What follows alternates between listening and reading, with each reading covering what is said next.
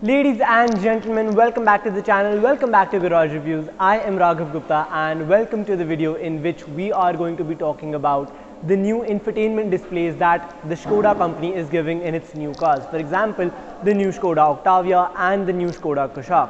Now in today's video, we're going to be using the Skoda Kushaq as our demo car to talk about the infotainment display, which simply means that we are going to be giving you a very detailed review of this car as well. So if you haven't yet subscribed to the channel, I suggest you do that right now, because after this video in a couple of days we are going to be releasing our detailed review of the Skoda Kushaq. But anyways, without any further ado, let's talk about the infotainment display. Now we're going to start the video with the usability of this infotainment display, because I think that is one of the most important things about any display, and that is how easy it is to use. So the first step would be to connect our mobile phone. So this is a completely new display to me. It's just like I'm a new user to a Skoda vehicle. So I can pretty easily in the front screen see connect phone. So that's pretty intuitive and I can click on that. Over here we get a bunch of different things such as edit and name of phones, and I can pretty easily see that it's a scroll wheel over here, so I can move on forward and then click on add a device. Now from over here I think it's pretty intuitive. All I need to do is just connect my mobile phone, open up settings, go into Bluetooth, and I can see SKMIB, click on that and pair. Click on yes over here.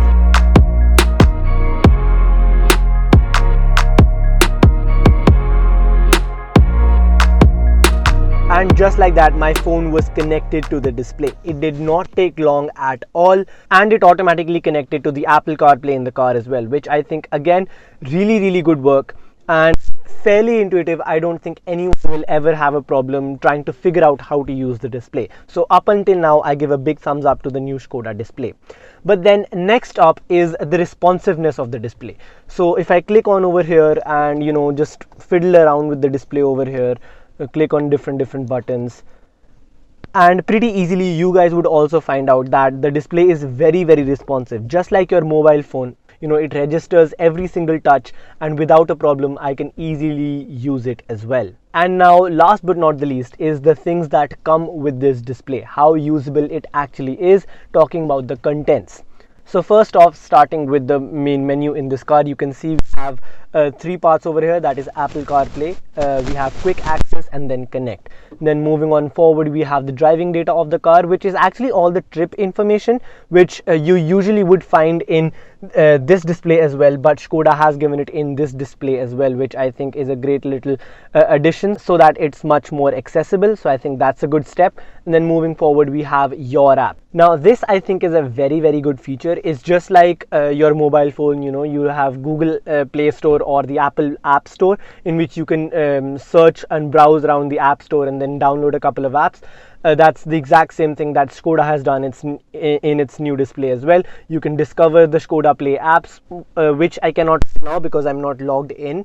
But once you're a Skoda owner, I'm pretty sure that you will log in, and then you can use this as just like your App Store or your Google Play Store and download a couple of apps that the Skoda display actually supports. Then moving on to the sides of the display, you can see we have the traction control button of this car, which you can see is actually usable as well. So this I think is a good feature. I would have liked it more if they would have given a separate button over here. Then you have the settings of this car, which I will talk about in a moment. Then we have the Apple CarPlay once again, which is very standard. But one thing that I like about the display is that it actually supports wireless Apple CarPlay as well and wireless Android Auto as well. So that is a step in the right direction. But anyways, we have further the music in this car, which once again you can play through the radio or through your Apple CarPlay or through your Android Auto or through Bluetooth or USB. So once again a good feature over there. Then we have the power on off button of the car, and then we have Play Store app like I told you before. And then last but not the least, we have the volume control of this car over here. Now I would have liked it more if they would have given a dial over here as a physical knob. But I'm not going to complain, because the main use of the knob is for the driver not getting distracted, and Skoda has thought of that, and so that they've given us a knob, a physical knob on the steering wheel of the car. So that means the driver at least will not be disturbed while changing the volume. And then last but not the least, we have the settings of this car. So you open those up, and over here you can see we have a lot of different menus such as quick settings, system, car, media, apps and notification. Now one thing that I love about this is that the way it has been organized. Like obviously in other cars as well you get these menus like system, car, media, apps and notification, etc. But the single thing that they've given you quick settings over here, which means that all the functions that you usually use in your day-to-day life, they've given it in the quick settings so that you don't have to fiddle around with the display for a long time just to control those settings. So this is something that I like. But anyways, we have the normal functions over here. For example, screen off, audio, connect, profile, lights and valet mode. Now profile and valet mode is something we're going to talk about. For example, profile is a very good feature. Now what happens is, for example, say this car is something that many members in my family drive. So what I can do is set profiles for them.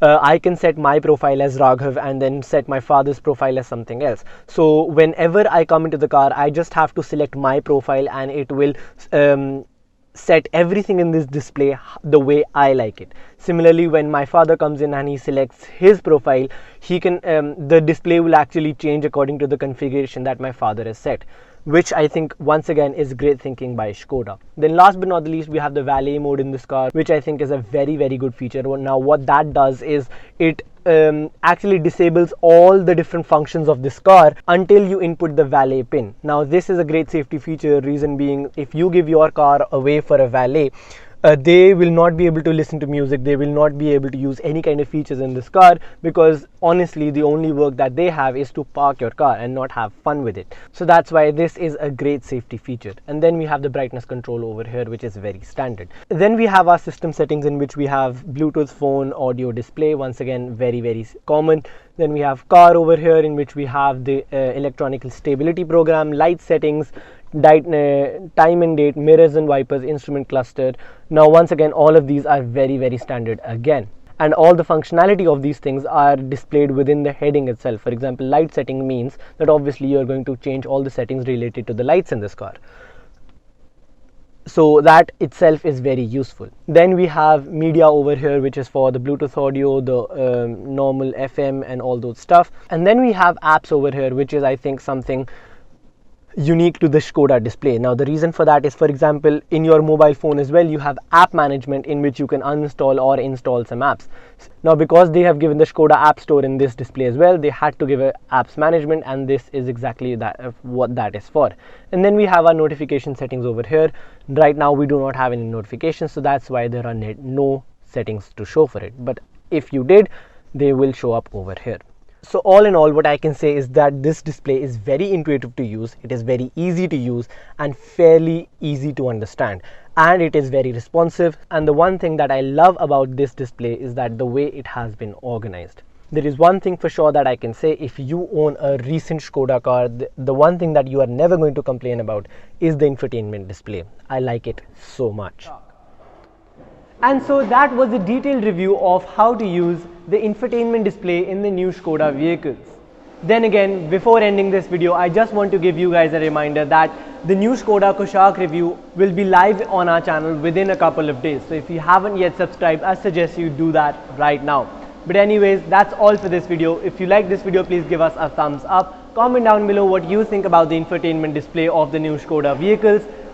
Share this video as much as you can, and subscribe to the channel would be absolutely amazing, because it gives me motivation to create more such content just like this for you guys.